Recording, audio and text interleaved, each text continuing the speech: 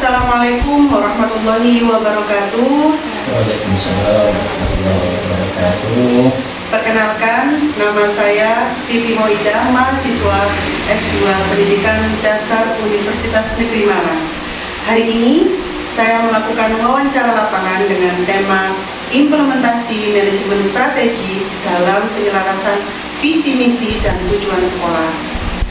Hari ini saya berada di SDN Pandan Rejo 2, Kecamatan Rejoso, Kabupaten Pasuruan, sekolah yang sedang bertransformasi melalui berbagai inovasi pembelajaran mendalam. Assalamualaikum Pak Nidom. Waalaikumsalam warahmatullahi wabarakatuh. Apa kabar? Alhamdulillah Bapak. Assalamualaikum juga untuk Bu Lilin. Waalaikumsalam. Terima kasih atas kesediaan Bapak Kepala Sekolah dan guru SDN Pandan Rejo 2. Bisakah Bapak perkenalkan diri dan sekolah SDN Pandan Rejo 2 ini Bapak? Terima kasih Bu Ida. Assalamualaikum warahmatullahi wabarakatuh. Waalaikumsalam warahmatullahi wabarakatuh. Perkenalkan, nama saya Muhammad Nidom. Saya adalah kepala sekolah di SDN Pandan Rejo 2. Saya mulai bertugas di sini sejak bulan September tahun 2023. Jadi saya menjabat kepala sekolah sudah 2 tahun lebih 1 bulan. Saya diangkat menjadi kepala sekolah kemarin dari angkatan guru penggerak, karena sebelumnya saya juga jadi guru penggerak angkatan 4 di Kabupaten Pasuruan. Karena itu kemudian saya diberi amanah untuk menjadi kepala sekolah. Nah, di SDN Pandan Rejo 2 ini personil kami ada 8 orang guru dan 1 orang tenaga kependidikan. Tentunya itu masih belum syarat, masih kurang, karena ada 2 guru kami yang kemarin juga dari guru penggerak menjadi kepala sekolah. Nah, ini mungkin salah satu keberhasilan kita dari SDN Pandan Rejo 2 ini bisa memunculkan kepala sekolah dari guru penggerak. Jumlah siswa yang ada di SDN Pandan Rejo 2 ini ada 151 siswa. Ini tergolong sedang untuk di kawasan Kecamatan Rejoso. Jumlah siswa sekian itu sedang. Saya sebagai kepala sekolah berusaha memaksimalkan potensi yang ada di SDN Pandan Rejo 2 ini agar SD ini bisa berkembang, bisa maju, bisa menjadi yang lebih baik lagi. Nah, di SDN Pandan Rejo 2 ini saya mengusung moto Pandawa Bisa, yang artinya berkarya, inovatif, selalu aktif. Nah, moto ini menjadi semangat kami untuk terus berkembang baik dalam manajemen maupun pembelajaran. Mungkin itu sekilas perkenalan dari saya juga. Terima kasih atas perkenalan dari Bapak. Sudah cukup banyak informasi yang kita dapatkan terkait dengan sekolah SDN Pandan Rejo 2. Nah, selanjutnya Bapak untuk berbagi pengalaman dan manajemen apa yang ada di SDN Pandan Rejo 2. Pertanyaan yang pertama, menurut Bapak, apa makna manajemen strategis dalam konteks pendidikan dasar di SDN Pandan Rejo 2 ini? Menurut saya, manajemen strategis itu adalah proses perumusan jangka panjang yang diawali dari kegiatan perencanaan, kemudian ada implementasi, dan kemudian ada evaluasi. Dengan 3 kegiatan ini kita kemudian merevisi, menyusun kembali visi sekolah yang sudah dibuat oleh kepala sekolah-sekolah sebelumnya. Kita bicarakan bersama dengan Dewan Guru, kita sesuaikan dengan kondisi, sesuaikan dengan kebijakan pemerintah, sehingga visi dan misi sekolah itu sudah sesuai dengan kurikulum Merdeka dan juga yang terbaru ini terkait dengan pembelajaran mendalam. Jadi visi misi bukan sekedar administrasi yang ada di dokumen kurikulum, tapi bagaimana upaya kita untuk menghubungkan visi misi dan praktek pembelajaran itu nyata di kelas. Seperti itu juga. Terima kasih penjelasannya Bapak, luar biasa terkait dengan visi misi yang sudah dijelaskan oleh Pak Nidom. Jadi visi misi di sini tidak sekedar visi misi yang diturunkan dari kepala sekolah yang lama, kemudian visi misi yang sama dengan SD yang lain ya. Namun Bapak, ini terkait dengan visi misi yang sudah Bapak jelaskan, bagaimana proses perumusan strategi dalam hal ini visi misi yang dilakukan di SDN PAN dan Rejo 2 ini selama Bapak menjadi kepala sekolah di sekolah ini. Jadi visi misi yang ada di dokumen kurikulum sebelumnya kita bahas dengan Dewan Guru dan juga dengan staf. Nanti kita analisis, kemudian kita cari kesenjangannya. Jadi kita analisis dengan menggunakan analisa SWOT, ya. Jadi kita cari kekuatan, kelemahan, kemudian peluang dan ancaman yang ada. Kemudian kita wujudkan visi yang baru. Perlu saya bacakan ya, untuk visi yang lama ini terwujudnya peserta didik yang beriman, berakhlak mulia, cerdas, mandiri, dan berwawasan lingkungan. Nah, saya menganggap visi ini masih belum sepenuhnya menunjukkan pada proses pembelajaran mendalam. Maka kemudian bersama Dewan Guru kita sepakat untuk mewujudkan visi yang baru. Bunyinya seperti ini. Visinya adalah terwujudnya peserta didik yang beriman, berakhlak, cerdas, mandiri, peduli lingkungan, dan memiliki kemampuan pembelajaran mendalam untuk kehidupan yang berkelanjutan. Nah, dari visi ini kemudian kita jabarkan ke dalam misi agar pelaksanaannya lebih reflektif dan kontekstual. Dari visi tadi kemudian bisa muncul 5 misi. Di antaranya yang pertama, menumbuhkan keimanan dan pembiasaan ibadah dan refleksi nilai agama, membentuk akhlak melalui keteladanan dan kesadaran kritis. Yang ketiga, meningkatkan mutu pembelajaran yang reflektif, kolaboratif, dan kontekstual. Yang keempat, menumbuhkan kemandirian belajar dan tanggung jawab diri. Yang kelima, menanamkan kepedulian lingkungan melalui proses berbasis riset sederhana. Itu misi baru yang kita jabarkan dari visi yang sudah mengalami penyelarasan dari kita. Terima kasih Bapak penjelasan dari visi misi. Jadi dari penjelasan Pak Nidom ini bahwa visi misi sekolah itu juga perlu diperbarui. Artinya visi misi itu tergantung dengan kebutuhan di Bapak ya. Terus ini visi misi bukan berasal dari Pak Nidom sendiri nih, melainkan kerjasama dengan beberapa pihak antara lain guru, paguyuban, komite, dan semuanya juga melalui analisis SWOT tadi ya, awalnya memang tadi saya sampaikan kita merapatkan dengan guru dan juga dengan staf tata usaha. Setelah kita matang di visi dan misi tadi, kemudian kita mengundang paguyuban dan komite untuk mensosialisasikan visi misi yang sudah kita rumuskan bersama dengan guru tadi, seperti itu. Terima kasih Bapak ya. Nah, setelah visi misi ini sudah diselaraskan, kemudian ada beberapa praktek yang sudah dilaksanakan oleh Bapak Kepala Sekolah. Nah, ini Bapak ini perlu mungkin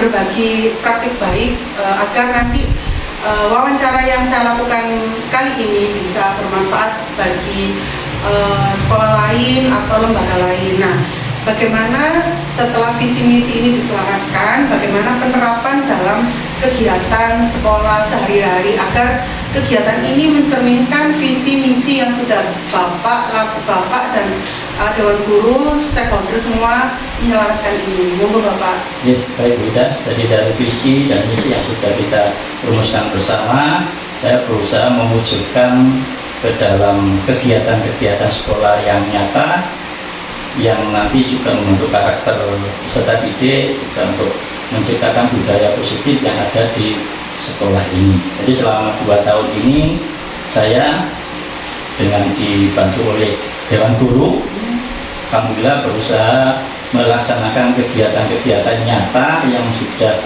kita laksanakan dalam keseharian di sekolah ini. Banyak sekali Bu Ida, mungkin bisa saya ceritakan beberapa ya. Yang pertama adalah 3S, yakni senyum, salam, dan sapa. Jadi setiap pagi guru piket didampingi oleh kepala sekolah menyambut kedatangan anak-anak di pintu gerbang, menyapa anak-anak, kemudian menanyakan kabarnya, bagaimana kondisinya, sehingga anak merasa datang ke sekolah ini dengan senang. Ya, jadi kita menyambut anak-anak itu dengan bahagia sehingga anak-anak merasa ini adalah rumah mereka yang kedua. Kemudian ada kegiatan juga upacara bendera, mungkin ini tidak terbiasa di sekolah-sekolah lain, tapi mohon maaf ketika saya pertama di sini dulu kegiatan ini tidak ada, karena mungkin katanya kepala sekolah yang lama juga sering sakit, kemudian digantikan oleh PLT yang itu pasti tidak efektif di lembaga ini. Nah, saya berusaha mengadakan kegiatan upacara bendera itu rutin setiap hari Senin dan juga untuk peringatan hari-hari besar nasional. Nah, untuk petugas pembina upacara kita gilir guru mulai dari para sekolah sesuai dengan grupnya sampai grup yang terendah, dan alhamdulillah guru-guru juga punya motivasi, punya semangat untuk semuanya bisa tampil menjadi pembina upacara. Yang lain ada senam anak bisa hebat, ini seperti anjuran pemerintah terkait dengan 7 kebiasaan anak bisa hebat itu. Jadi kita laksanakan di hari Selasa, Rabu, dan Jumat setelah bel berbunyi.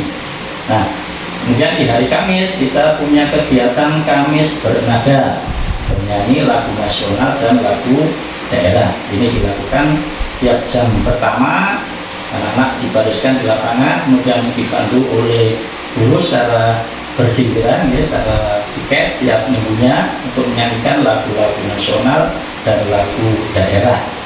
Nah, kegiatan ini bertujuan agar anak-anak memiliki rasa nasionalisme dan mencintai pada budayanya. Untuk hari Jumat kita punya kegiatan Jumat Sigap. Pandangannya dari Jumat sehat, iman, gizi, amal, dan bersih. Ini secara terjadwal bergiliran setiap Jumatnya. Nah, di kegiatan Jumat sehat ini anak-anak diajak melakukan kegiatan jalan santai, menyusuri jalan desa sambil menyanyi lagu nasional. Kemudian nanti di tempat yang teduh, nyaman, anak-anak membuka bekalnya yang dibawa dari rumah. Nah, ini juga menimbulkan rasa kekeluargaan di anak-anak, juga dewan guru, menimbulkan rasa senang anak-anak untuk menikmati alam yang ada di sekitar. Itu Jumat sehat. Ya, kemudian ada Jumat iman untuk Jumat istighosah, doa bersama. Ini dilaksanakan setiap Jumat manis. Kita bersama dengan Bapak Ibu guru di halaman, dipimpin oleh guru PAI. Kita berdoa bersama mendoakan sekolah ini supaya tetap berjalan dengan lancar. Tidak ada musibah, anak-anak dan orang tua keluarganya juga dewan guru supaya bisa sehat semuanya, bisa menjalankan tugas dan kewajibannya masing-masing. Selanjutnya ada Jumat gizi. Nah, ini anak-anak membawa bekal makanan sehat dari rumah. Kita tahu anak-anak itu sulit sekali untuk sarapan. Nah, ini kita biasakan dengan adanya Jumat gizi ini. Diharapkan nanti orang tua membawakan bekal untuk anak-anaknya. Nanti dimakan bersama di kelas masing-masing. Kemudian juga ada edukasi dari guru kelas terkait dengan apa itu makanan sehat dan pentingnya sarapan pagi. Nah, kemudian kita juga ada Jumat amal, di mana anak-anak menyumbangkan sebagian uang jajannya nanti untuk dimasukkan kotak amal. Kegiatan ini dilakukan bersama dengan Jumat iman. Nanti hasilnya kita laporkan pada orang tua, kemudian kita pakai untuk kegiatan pemaslahatan musola yang ada di sekolah, misalkan untuk pengadaan Al-Quran, kemudian karpet musola, juga perbaikan tempat tidur. Nah, berikutnya ada Jumat bersih yang belum ya. Jadi peserta didik dengan guru nanti membersihkan lingkungan sekolah. Nah, nanti masing-masing diberi tugas, ada yang membersihkan taman di depan kelas, ada yang bagian koperasi, mungkin perpustakaan dan lain-lain, sehingga lingkungan sekolah kita ini terlihat bersih. Itu kegiatan di hari Jumat. Nah, untuk hari Sabtu khusus kita punya program Sabtu BBC Mekar Wisa. Bayangannya adalah baca buku cerita menghasilkan karya literasi siswa. Kegiatan ini dilakukan di hari Sabtu jam pertama nanti guru di setiap fase membuat program untuk selama 1 semester ini. Kegiatannya macam-macam, anak bukan hanya membaca buku cerita, kemudian meresume, menuliskan apa itu yang telah dibaca, tapi juga nanti dari membaca itu mungkin bisa mengarang puisi, membuat poster, membuat cerita bergambar. Selain membaca juga kadang kita tampilkan video edukasi. Ya. Itu kegiatan kita yang rutin mulai dari Senin sampai Sabtu. Nah, ada kegiatan insidentalnya yang sederhana, SMS misalkan, semenit memungut sampah. Ini kita lakukan agar anak-anak terbiasa dengan kebersihan, punya budaya untuk membersihkan lingkungannya. Nah, ini kita instruksikan biasanya setelah jam istirahat, ya, anak biasanya sering dasar, datang buang sampah sembarangan. Nah, itu kita lakukan SMS ini, jadi anak mengambil sampah kemudian dibuang di tempat sampah yang sudah disediakan. Kita juga punya PPL, Pandawa Peduli Lingkungan. Jadi taman kita dulu ketika saya awal di sini terlihat gersang. Nah, dan saya mikir bagaimana caranya supaya taman ini bisa asri, terlihat indah, sejuk. Nah, maka kemudian anak-anak kita bawakan polybag, kita bagikan polybag, diberi nama siswa. Kemudian anak-anak di rumahnya disuruh menanam tanaman di polybag itu, dapat selama seminggu di rumah, dan dibawa lagi ke sekolah, ditaruh di depan taman kelas masing-masing. Nah, nanti anak punya tanggung jawab untuk merawat dan menyiram tanaman itu selama tanaman itu ada di situ, sehingga anak punya tanggung jawab untuk merawat lingkungan yang ada di sekolah ini. Itu kemudian yang setiap hari sebelum masuk kita punya program sari, senandung Al-Quran pagi hari. Kita tahu bersama lingkungan di sini adalah lingkungan yang religius, jadi anak-anak setelah SD itu ada Madin, Madrasah Dunia, dan ada TPQ. Tentu anak-anak dalam hal mengaji ini sudah sangat lancar sekali. Nah, maka ini kita maksimalkan setiap jam 6.30 sampai jam 7 di musola kita buatkan jadwal. Nah, anak-anak nanti membaca surat-surat dalam Al-Quran yang kita sediakan papan di sana, anak-anak menuliskan ayat terakhir apa. Nah, sampai di sana khususnya digantikan dengan teman yang lainnya ini secara bergilir terus mulai dari Senin sampai Sabtu. Nah, jadi menggunakan pengeras suara kita maksimalkan sehingga orang tua yang mengantar anak-anak ke sini bisa mendengar lantunan ayat-ayat suci dari putra putrinya. Itu program dari sekolah kita, bisa mengadakan sholat duha dan sholat zuhur berjamaah, baik untuk peserta didik maupun untuk pendidiknya. Nah, di awal pembelajaran anak-anak sudah kita biasakan untuk doa bersama dan pembacaan Asmaul Husna dipandu dari ruang guru. Dua anak secara terjadwal membacakan doa itu, kemudian juga menyampaikan Asmaul Husna dituliskan oleh teman-temannya di seluruh kelas. Itu mungkin juga yang bisa saya sampaikan terkait dengan program-program yang ada di sekolah ini. Ya, yang terbaru yang terkait dengan program pembelajaran mendalam, saya punya program optimalisasi pembelajaran mendalam untuk meningkatkan mutu belajar siswa. Kegiatan ini kemarin saya awali dengan kegiatan sosialisasi pada guru-guru, dan itu kemudian kita mengadakan workshop atau pelatihan kecil di mana narasumbernya kita ambil dari teman-teman kita, dari guru-guru yang sudah mengikuti pelatihan pembelajaran mendalam di tingkat kabupaten. Kemudian setelah itu kita mengadakan setelah pelatihan tadi, guru-guru sudah menyusun bahan ajar maupun materi maupun metode yang berkaitan dengan pembelajaran mendalam tadi. Nah, di bulan Oktober saya melakukan supervisi kelas khusus terkait dengan pelaksanaan pembelajaran mendalam pada guru-guru. Apakah sudah melaksanakan pembelajaran mendalam itu, apakah masih belum, kita adakan pendampingan, kita adakan refleksi sehingga pembelajaran mendalam itu bisa berjalan secara optimal. Itu tidak yang bisa saya sampaikan. Oke, terima kasih Bapak, luar biasa penjelasan dari Bapak Kepala Sekolah.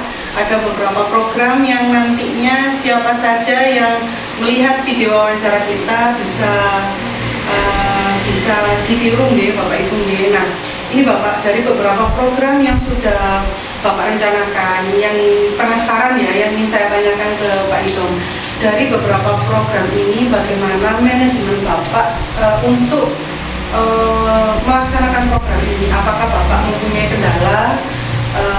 Terus apa solusinya agar kegiatan ini bukan menjadi miliknya kepala sekolah ya? Jadi kegiatan ini adalah miliknya kita bersama. Terima kasih Bapak, boleh nanti diceritakan kendala dan bagaimana solusinya biar sekolah-sekolah lain itu terinspirasi juga. Terima kasih Bapak. Sampaikan. Monggo dijawab Bapak. Betul, beda. Jadi setiap program pasti ada kendalanya. Nah, yang perlu kita sampaikan bersama pada guru-guru adalah di program ini bukan programnya kepala sekolah, tapi program kita bersama, program warga SDN Pandanrejo 2. Jadi yang pertama kita tanamkan pada guru-guru adalah rasa memiliki terhadap program yang dijalankan ini. Saya yakin dengan ada rasa memiliki itu, guru-guru akan termotivasi untuk berperan serta melaksanakan program yang sudah direncanakan baik oleh kepala sekolah maupun didukung oleh guru-guru tadi. Nah, terkait dengan kendala pasti ada, apalagi di awal kegiatan pelaksanaan program.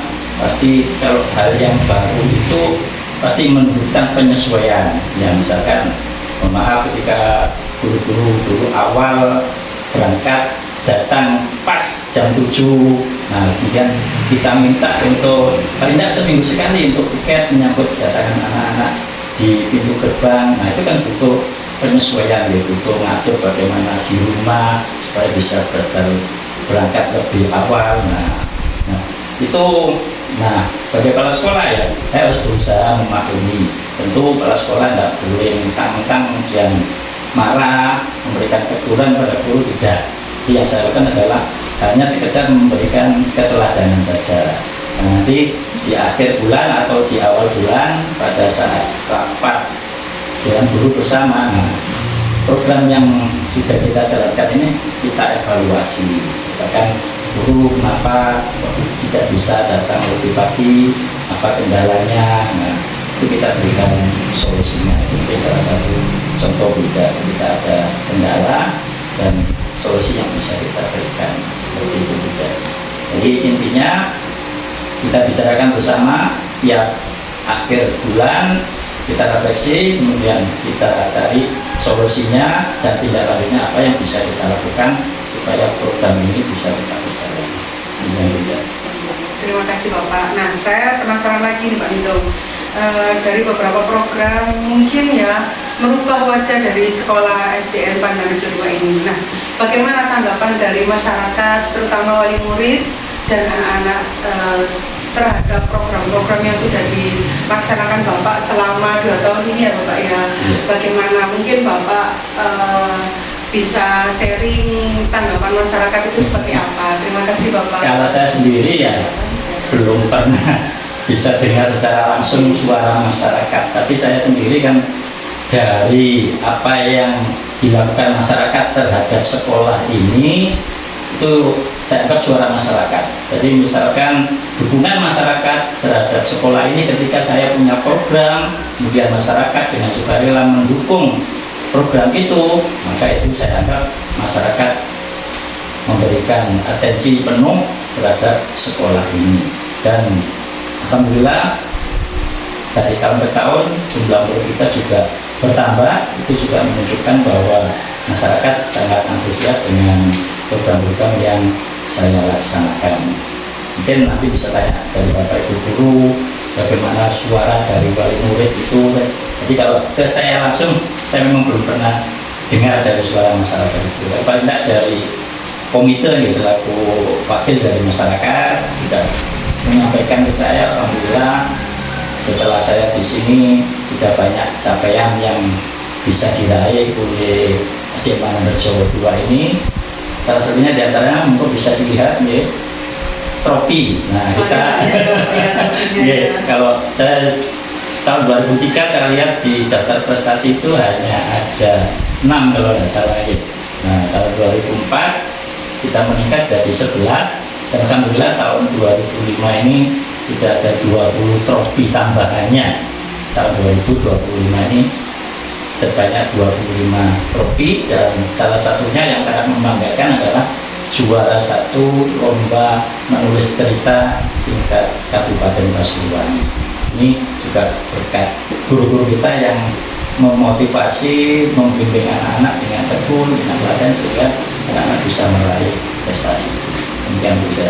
Iya, terima kasih Bapak. Dengan kata lain bahwa hasil akhirnya adalah prestasi meningkat, jumlah murid meningkat, tapi ada proses yang harus dilalui, mulai dari visi misi, penyelarasan visi misi yang sesuai, didukung dengan program-program, didukung dengan sumber daya manusianya, di antara lain kepala sekolah, guru, peserta didik, wali murid, dan paguyuban, komite, gitu Bapak. Jadi memang meskipun kelihatan hasil akhirnya itu berubah, tapi prosesnya itu cukup panjang nih Bapak Ibu. Ya.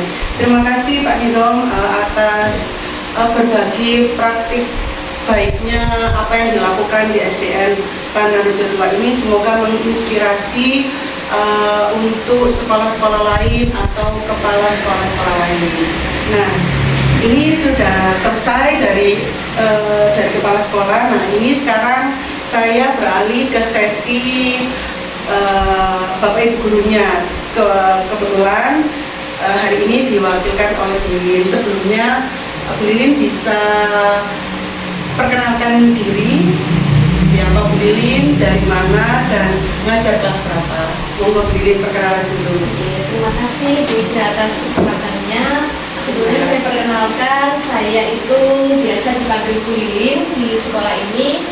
Saya juga masih tergolong baru menjadi guru di sini karena sebelumnya saya tercatat sebagai pegawai di SDN Pungatan di Situbondo. Alhamdulillah pada tahun lalu, tepatnya bulan Oktober 2024, saya mutasi dan ditempatkan di SDN Pandarejo 2. Di sini saya dipercaya untuk mendampingi anak-anak belajar di kelas 6. Untuk itu Bu, perkenalan singkatnya. Oke, terima kasih. Nah, terkait dengan visi misi ini kan tadi Bapak kan mengusung bahwa penyelarasan visi misi ini dikaitkan dengan pendekatan yang sekarang ini. Kalau kurikulumnya tetap kurikulum merdeka, akan tetapi pendekatannya adalah pendekatan pembelajaran mendalam. Nah, ini bagaimana Bu Lili penerapan pembelajaran mendalam di kelasnya Ibu?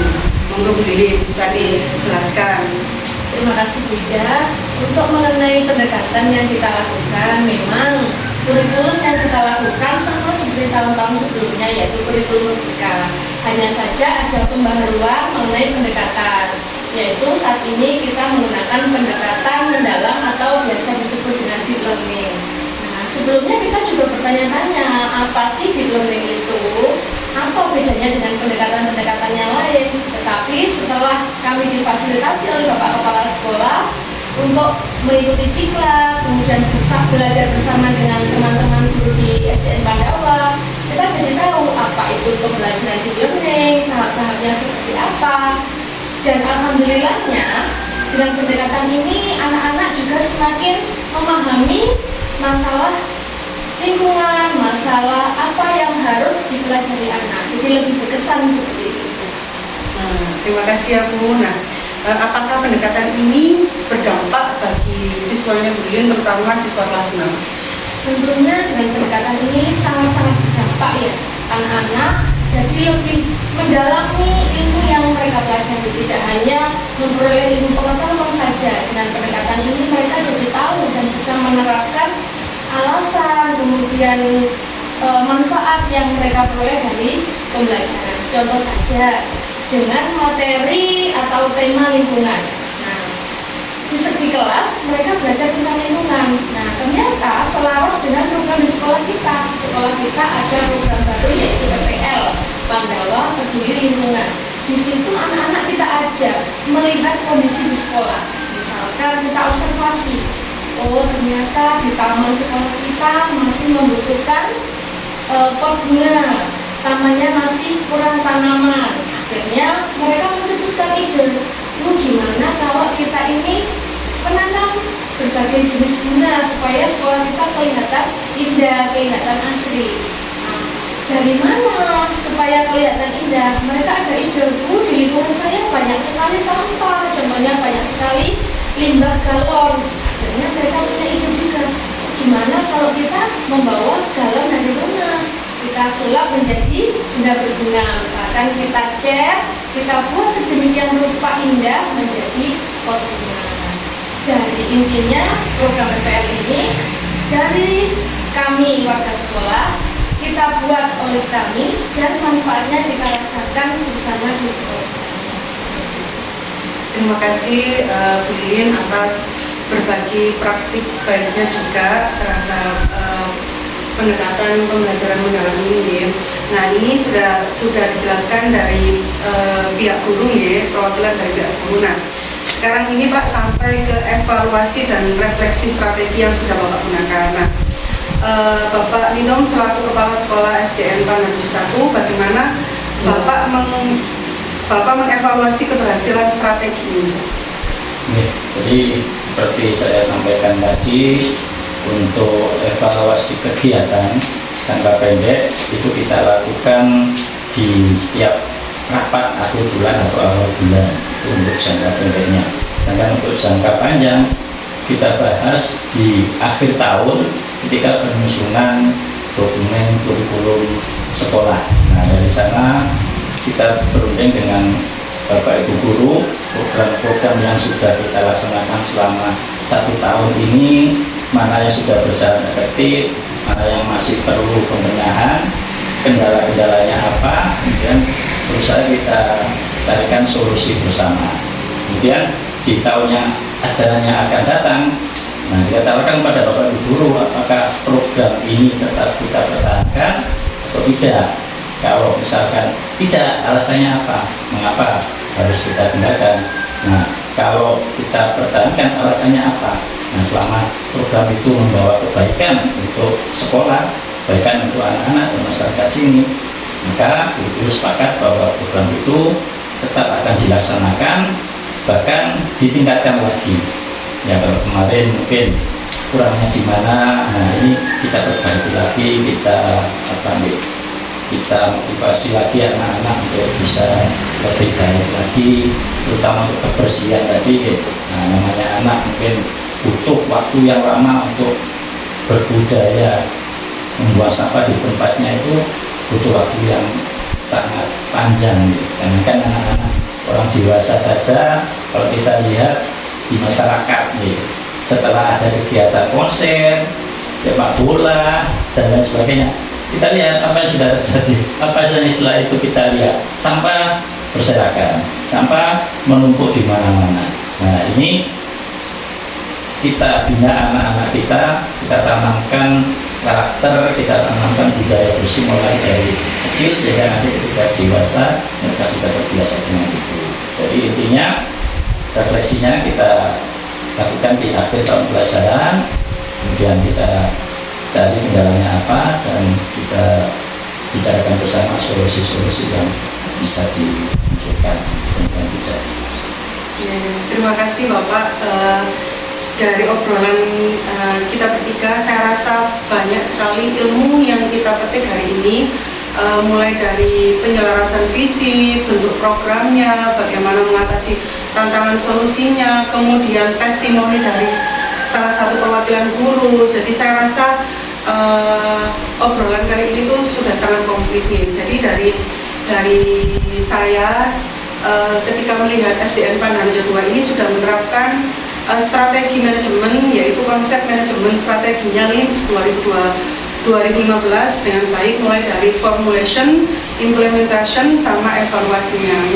Jadi formulasinya bagaimana seorang kepala sekolah itu menyelaraskan visi, misi, dan tujuan. Jadi sudah dijelaskan oleh Pak Nidom bahwa penyelarasan visi, misi, dan tujuan itu sudah melibatkan semua aspek. Kemudian di implementasinya, Pak Nidom juga sudah menjelaskan bahwa pelaksanaan program nyata di sekolah yang mengarah kepada visi misi yang ada di sekolah. Kemudian juga ada bagian yang ketiga yaitu evaluasinya. Evaluasinya ini juga Pak Nidom sudah menjelaskan refleksi dan perbaikan berkelanjutan untuk menunjukkan bahwa strategi ini tidak berhenti dalam perencanaan atau dalam administrasi saja, tetapi terus bergerak dinamis sesuai dengan kebutuhan sekolah dan peserta didik. Terima kasih saya ucapkan kepada Pak Nidom sudah meluangkan waktu dan berbagi praktik baik di sini selaku Kepala Sekolah SDN Pandanrejo 2 yang diangkat melalui program Guru Penggerak, dan saya ucapkan terima kasih kepada Ibu Lilin bersedia untuk berbagi juga bagaimana pembelajaran dalam itu berada di dalam kelas. Ya, semoga SDN Pandanrejo 2 terus menjadi contoh praktik baik manajemen strategi di pendidikan sekolah dasar. Terima kasih Bapak. Sampun. Wassalamualaikum warahmatullahi wabarakatuh.